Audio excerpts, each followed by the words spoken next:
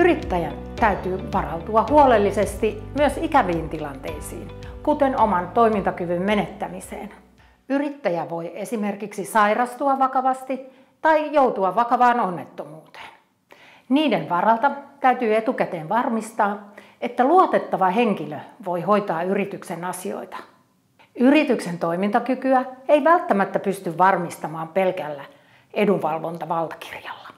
Sen lisäksi tulee kartoittaa ja varmistaa, että kaikki yrityksen toimintaan ja päätöksentekoon liittyvät valtuutukset toimivat myös poikkeustilanteissa.